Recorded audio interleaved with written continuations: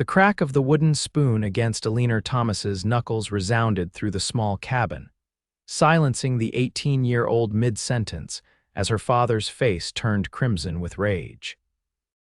It was 1875 in the dusty town of Redemption Creek, Arizona Territory, and Eleanor had committed the unforgivable sin of sharing her opinion on the upcoming town meeting. "How many times must I teach you, girl?" William Thomas growled, his breath sour with whiskey as he loomed over his daughter. "No man wants a woman with opinions spilling from her mouth like a broken dam. Your mother knew her place, why can't you learn yours?" Eleanor clutched her reddening hand to her chest, eyes downcast as she had learned to do years ago after her mother's passing. The pain was familiar, a sharp reminder of her father's rules. No speaking unless spoken to, no ideas, no dreams beyond the walls of their dilapidated cabin. "I'm sorry, Father," she whispered, the words hollow and practiced. William grunted, seemingly satisfied with her submission. "Get supper ready, I've got business in town." He grabbed his hat from the hook by the door, pausing only to deliver a final warning. "And remember, Eleanor, not a word to anyone about anything. Your voice is worthless." The door slammed behind him, leaving Eleanor alone with the echo of his cruelty. She moved mechanically toward the stove, her fingers trembling as she stoked the dying embers. Tears threatened, but she refused to let them fall. Crying was another luxury she couldn't afford. Through the small window, she watched the sunset paint the vast Arizona landscape in hues of amber and gold. Somewhere beyond those distant mountains lay freedom, a concept as foreign to her as the books she secretly longed to read. Eleanor's life had become a careful dance of silence and shadows since her mother's death 10 years prior. What had once been a home filled with laughter and her mother's songs had transformed into a prison of whispered words and bruised skin hidden beneath long sleeves. The following morning dawned bright and merciless, the Arizona sun already scorching as Eleanor made her way to Farley's general store with a short list of supplies her father demanded. The dusty main street bustled with the usual morning activity, shopkeepers sweeping boardwalks, cowboys tethering horses outside the saloon, and the stagecoach preparing for its westward journey. "Morning, Miss Thomas," Mrs. Farley greeted as the bell above the door announced Eleanor's arrival. "Lovely day, isn't it?" Eleanor nodded politely, offering the briefest of smiles as she handed over her list. Speaking to Mrs. Farley was dangerous. The older woman was known for her lengthy conversations, and Eleanor couldn't risk being caught in one. Her father had connections everywhere in town, eyes and ears that reported back to him about his daughter's behavior. "Your order will be ready in a moment, dear," Mrs. Farley said, gathering items from the shelves. "Have you heard about the cattle drive coming through next week? Quite exciting for our little town." Eleanor shook her head, focusing intently on counting the coins in her palm to avoid conversation. The bell jangled again, and the atmosphere in the store shifted immediately. Eleanor felt it before she heard the newcomer's spurs clicking against the wooden floor, a presence that commanded attention without demanding it. "Good morning, madam." A deep voice drawled behind her, the accent unmistakably Texan. Eleanor kept her eyes fixed downward as Mrs. Farley's face lit up with delight. "Mr. Blake, what perfect timing. Just arrived yesterday, didn't you? How was the journey from Fort Worth?" "Long and dusty, madam, but worth every mile now that I'm here." Against her better judgment, Eleanor glanced up through her lashes. The stranger stood tall beside her, his broad shoulders draped in a worn leather vest over a crisp white shirt. Dark hair curled beneath a Stetson that had seen its fair share of weather, and when he turned slightly, she caught a glimpse of eyes the color of a summer storm.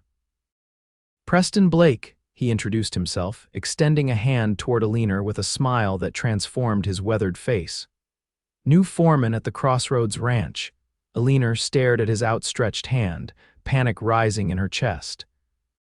Engaging with strangers with men would certainly reach her father's ears by sundown. She gave a barely perceptible nod before looking away, her silence heavy between them. Mrs. Farley cleared her throat awkwardly. "That's Eleanor Thomas, Mr. Blake. Bit shy, that one." Preston Blake withdrew his hand slowly, but Eleanor could feel his gaze lingering on her face, studying her with an intensity that made her skin warm. "Your order, Miss Thomas," Mrs. Farley said, pushing a wrapped package across the counter. Eleanor quickly placed her coins down and gathered the supplies, desperate to escape the confines of the store and the stranger's curious eyes. As she turned to leave, her elbow caught a display of canned peaches, sending several tins clattering to the floor. "Oh." The exclamation escaped her lips before she could stop it, and she immediately dropped to her knees, frantically gathering the fallen items. "Allow me," Preston said, kneeling beside her. His fingers brushed hers as they both reached for the same tin, and Eleanor jerked back as though burned. "I'm sorry," she whispered, the words barely audible. Preston paused, his expression shifting from surprise to something Eleanor couldn't quite name. "No harm done, Miss Thomas," he said softly, his voice pitched low enough that only she could hear. "Accidents happen to the best of us." As he helped her to her feet, Eleanor made the mistake of meeting his eyes directly. What she saw there wasn't the judgment or dismissal she'd come to expect from men in Redemption Creek. Instead, she found kindness and worse, curiosity. "Thank you," she murmured before rushing out the door, clutching her package to her chest like a shield. Eleanor walked briskly down the boardwalk, heart hammering against her ribs. 2 words. She had spoken 2 words to a stranger, and now fear coiled in her stomach like a rattlesnake ready to strike. If word got back to her father, Miss Thomas, the voice behind her sent a jolt of panic through her body. She quickened her pace, hoping Preston Blake would take the hint and leave her be. He didn't. "Miss Thomas, wait. You dropped this." Eleanor reluctantly turned to find Preston holding a small drawstring pouch, her mother's thimble, the only keepsake she had left. It must have fallen from her pocket during the commotion in the store. She reached for it with trembling fingers, careful not to touch him.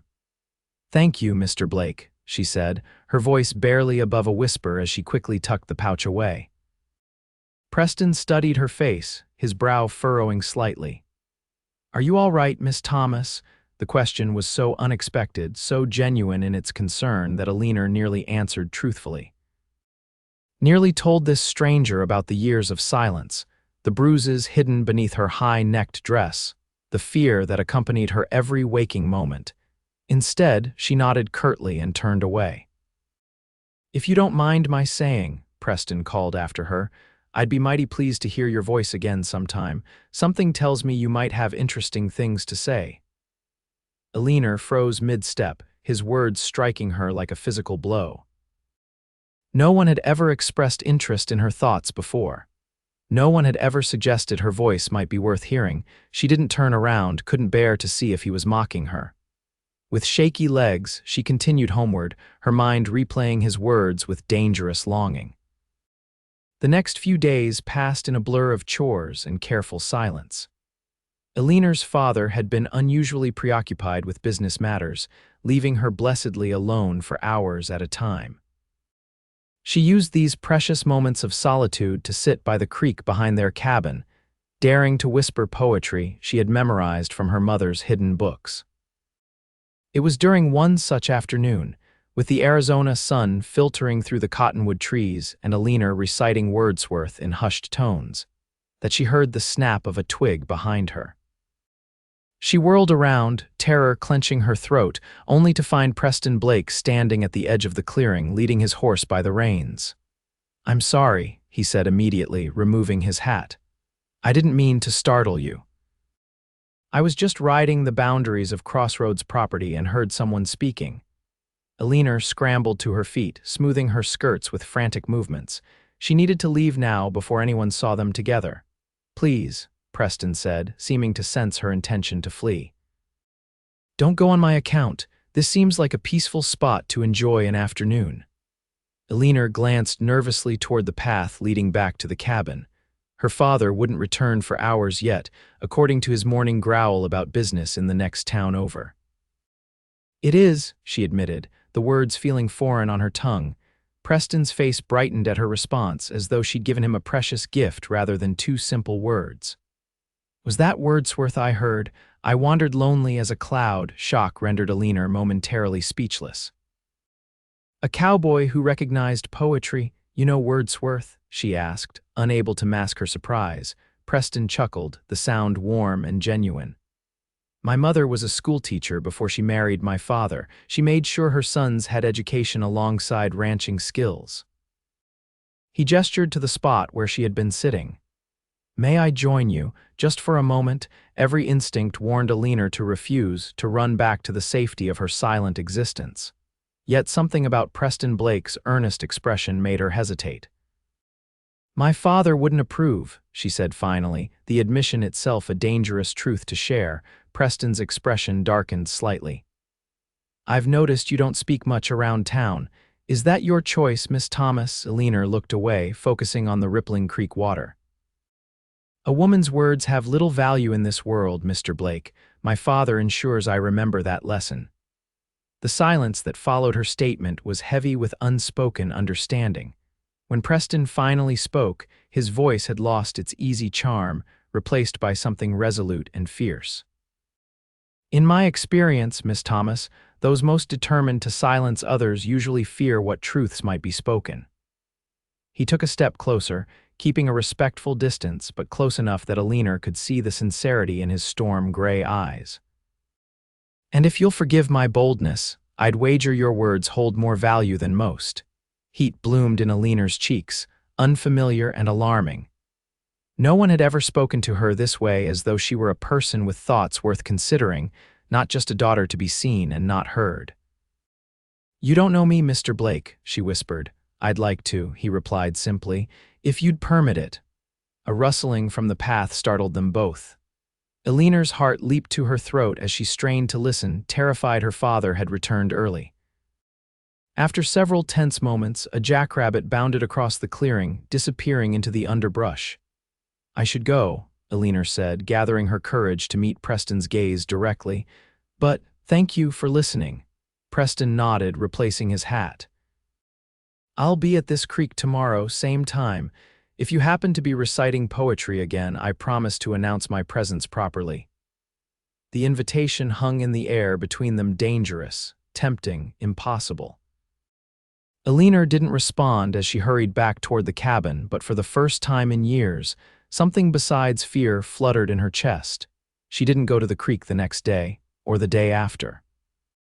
Fear kept her confined to the cabin and the immediate surroundings, jumping at shadows and flinching whenever her father's heavy boots stomped across the floorboards. William Thomas had returned from his business trip in a fouler mood than usual, muttering about cattle prices and dishonest ranchers. His temper simmered just below the surface, and Eleanor walked on eggshells, preparing his meals in silence and keeping to her chores with meticulous care. It was nearly a week later when Eleanor ventured into town again, this time accompanying her father to the bank. As William conducted his business inside, he ordered Eleanor to wait on the boardwalk and not a word to anyone, girl. She stood with her hands folded, eyes downcast as townsfolk passed by. The summer heat beat down mercilessly, and perspiration dampened the collar of her high-necked dress. Miss Thomas. The now familiar voice sent a jolt through her. Preston tipped his hat as he approached, his smile genuine but restrained as he noted her rigid posture. Mighty hot day for standing in the sun, he observed casually. The cafe across the street has shade and cold lemonade. If you'd care to, she ain't interested. William Thomas's voice boomed as he emerged from the bank, his eyes narrowing at Preston. And she ain't allowed to speak to strangers.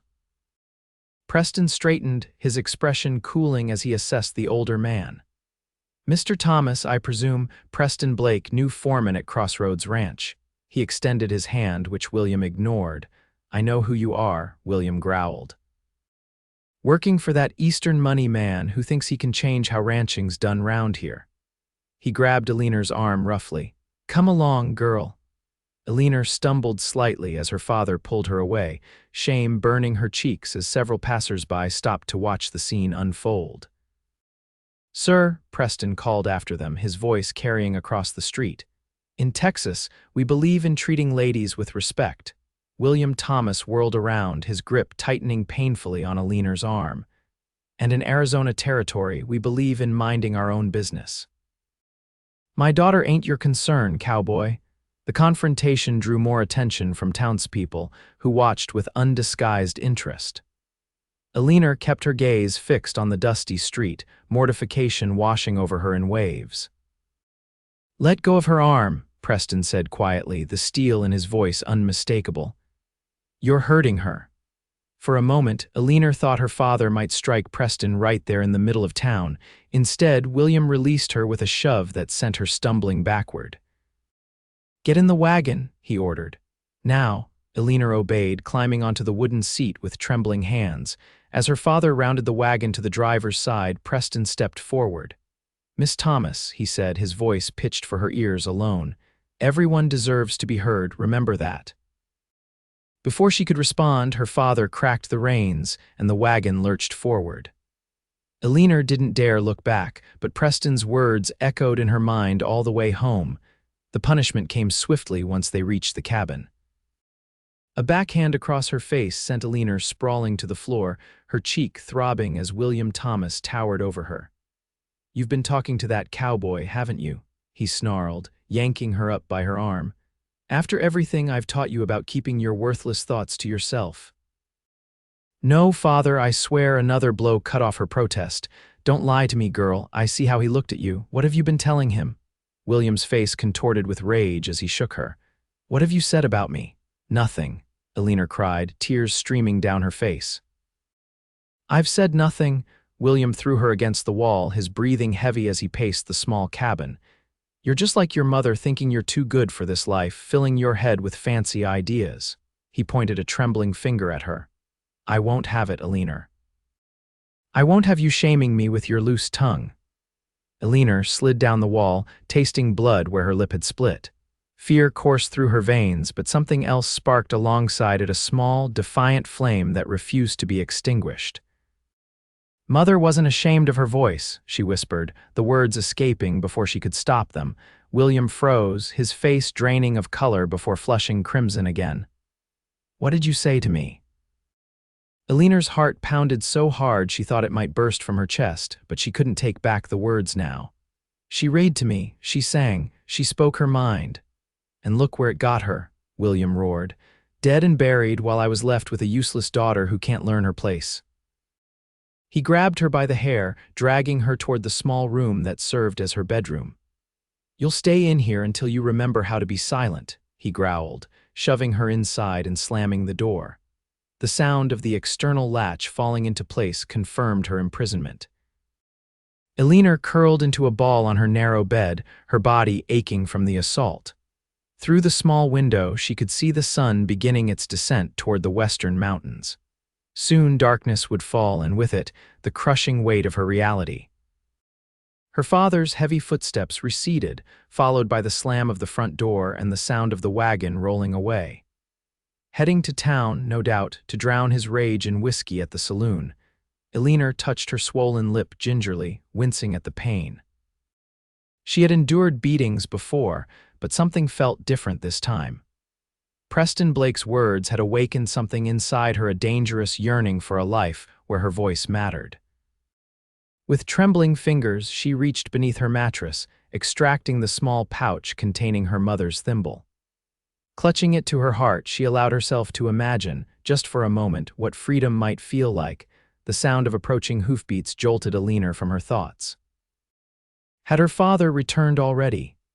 She scrambled to hide the thimble, then froze as she heard a soft tapping at her window. Preston Blake's concerned face appeared in the gathering dusk, his eyes widening as he took in her bruised appearance. "Eleanor," he breathed, the informal address seeming right in the moment's urgency. "My God, what has he done to you?" She stared at him in disbelief. "Mr. Blake, you can't be here. If my father returns, I saw him head into the saloon," Preston interrupted, his voice tight with controlled anger. He was ranting to anyone who'd listen about his disobedient daughter. He studied the latch on her window. "Can you open this from your side?" Eleanor hesitated, years of conditioning warring with the desperate need to escape. "Why are you doing this?" Preston's expression softened. "Because I've heard your voice, Eleanor Thomas, and it deserves to be honored, not silenced." He pressed his palm against the glass separating them. "Come with me, please." Eleanor's hands shook as she unlocked the window, pushing it open to the cooling evening air. "He'll come after me," she whispered. "Let him try," Preston replied, extending his hands to help her through the narrow opening. "I promise you this: you'll never suffer another blow for speaking your mind, not while I draw breath." As Eleanor placed her hands in his, accepting his help to climb through the window, she felt something shift inside her, like a bird long caged suddenly glimpsing open sky. Preston lifted her easily onto his horse, mounting behind her with practiced grace.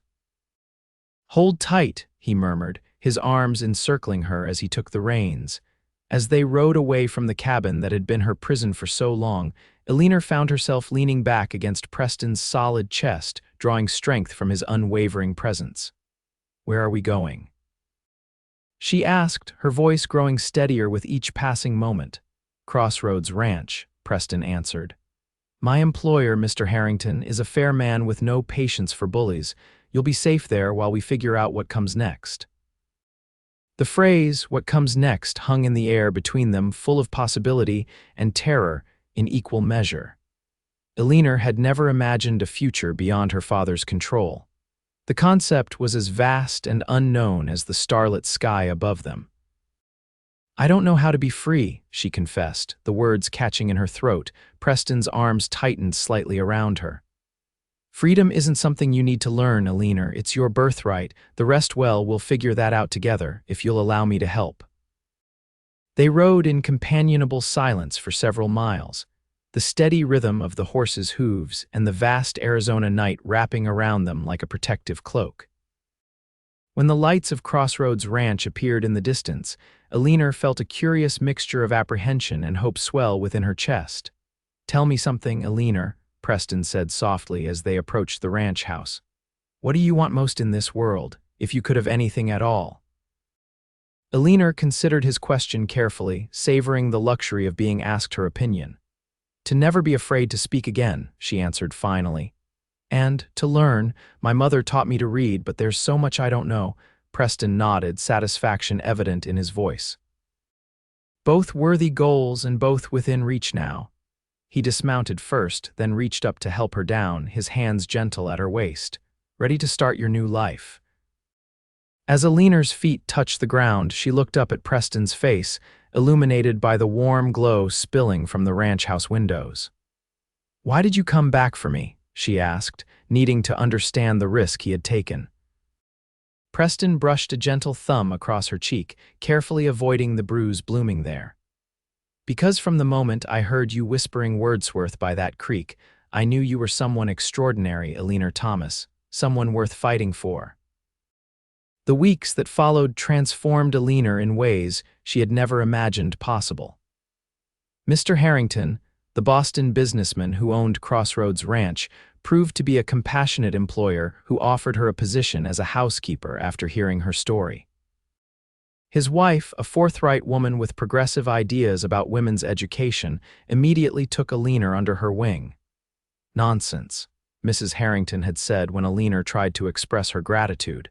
"Any decent human being would do the same. Now I understand you have an interest in books." The small library in the ranch house became Eleanor's sanctuary, a place where she could devour knowledge without fear of punishment. In the evenings, after her duties were complete, she would often find Preston waiting for her on the porch, eager to hear her thoughts on whatever she had been reading. "Tell me about the stars," he said one night as they sat side by side, gazing upward at the vast Arizona sky. "Mrs. Harrington mentioned you've been studying astronomy."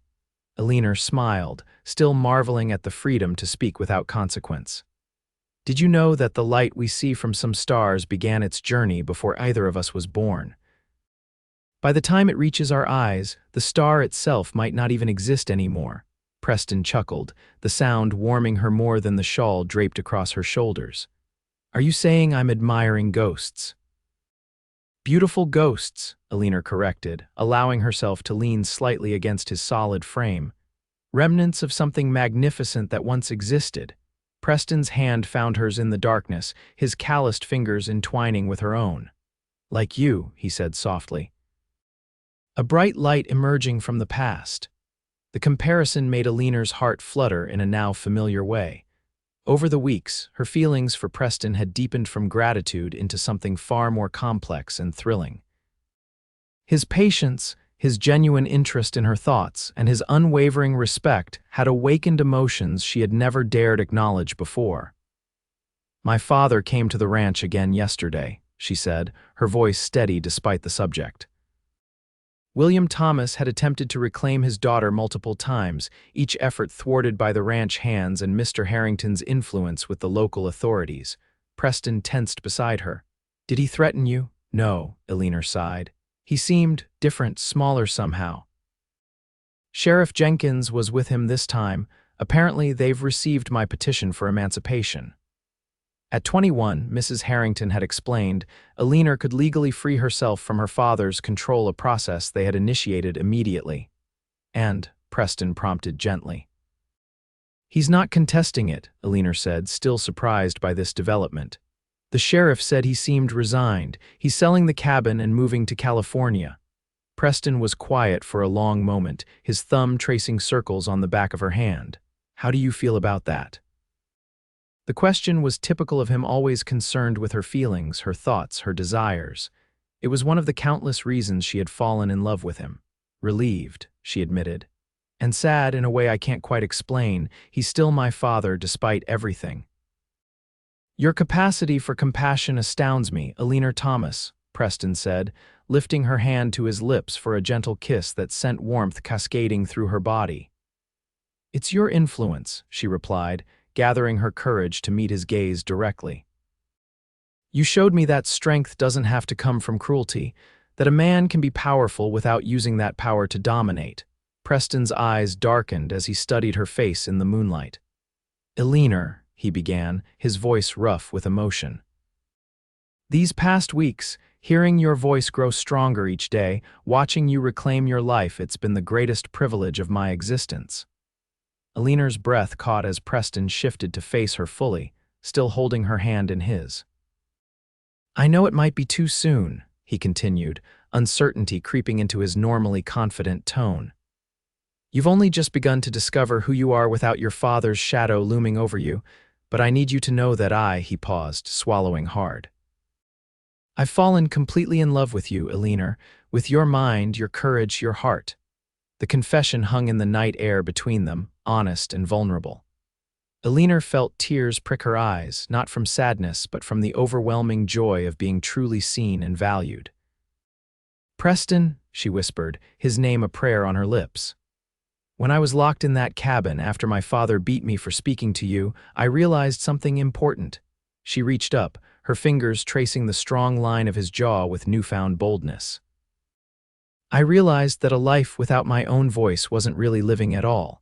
And when you appeared at my window, offering me freedom, I wasn't just escaping my father, I was choosing a future where I could become myself." Preston leaned into her touch, his eyes never leaving hers. "And have you?" "Become yourself," Eleanor smiled, the expression now coming naturally to her face that had once been trained to remain impassive. "I'm discovering her more each day, and she loves you, Preston Blake, not just for saving her, but for showing her that her words have always mattered." The kiss that followed was gentle at first, a tentative meeting of souls who had found each other against impossible odds. When they finally parted, both breathless and flushed, Preston rested his forehead against hers. "I want to build a life where your voice is the music I wake to each morning," he murmured. "Where our children grow up knowing their thoughts are precious gifts to be shared, not silenced." The mention of children of a future together sent a thrill through Eleanor's heart. "Is that a proposal, Mr. Blake?" she asked, surprising herself with her boldness. Preston laughed softly. "Not yet, Miss Thomas. When I propose, you'll have no doubt about it." He kissed her again, briefly but with promise. "But yes, I'm asking if you might consider the possibility of a future together, once you're truly ready." Eleanor thought of the frightened, silent girl she had been just months ago, unable to imagine freedom, let alone love. The journey from that shadowed existence to this moonlit porch had been arduous but transformative. "I would consider it most favorably," she replied, deliberately formal before breaking into a smile that reflected the joy bubbling within her. In fact, I can think of nothing I want more. As summer turned to autumn, and autumn to the crisp Arizona winter, Eleanor's voice grew stronger with each passing day. Her petition for emancipation was granted, severing the legal ties to her father just as he departed for California, a broken man finally facing the consequences of his cruelty. The Harringtons, impressed with Eleanor's intelligence and dedication, offered to sponsor her education at a women's college in the East, an opportunity that both thrilled and terrified her. 4 years is a long time, she said to Preston as they walked along the creek where they had first truly spoken to each other. The December air was cool but pleasant, the Arizona winter gentle compared to the harsh summers. It is, Preston agreed, his arm secure around her waist. But your mind deserves this chance, Eleanor, and 4 years isn't so long when you're building a foundation for the rest of your life. Eleanor stopped walking, turning to face the man who had changed her world with a simple belief in her voice. What about us? What about our future? Preston smiled, reaching into his pocket to extract a small velvet box. I was hoping you might consider making it official before you leave, he said, opening the box to reveal a delicate gold ring set with a single pearl. Not to hold you back, but to give you something to come home to. Eleanor's hands flew to her mouth as Preston knelt before her, there beside the creek where her whispered poetry had first caught his attention. Eleanor Thomas, your voice has become the most precious sound in my world, he said, his eyes shining with emotion. I promised you once that with me, your voice would always be honored. Now I'm asking for the privilege of keeping that promise for the rest of our lives. Will you marry me? The tears that spilled down Eleanor's cheeks were born of joy, not fear, a distinction she no longer took for granted. Yes, she answered, her voice clear and confident in the winter air. Yes, I will marry you, Preston Blake. As he slipped the ring onto her finger and rose to embrace her, Eleanor marveled at the journey that had brought her to this moment. From a girl beaten for speaking to a woman whose voice had found its rightful place in the world and in the heart of a man who had recognized its value from the beginning. I love you, she whispered against his lips. Thank you for teaching me that my voice matters. Preston's arms tightened around her. Your voice has always mattered, Eleanor. I just had the good fortune to be the one who got to hear it. Under the vast Arizona sky, Eleanor Thomas embraced her future, one filled with education, love, and the freedom to speak her truth without fear.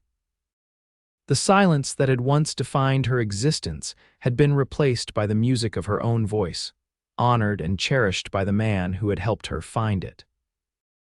And in that moment, standing by the creek where their story had begun, Eleanor knew with absolute certainty that she would never be silenced again.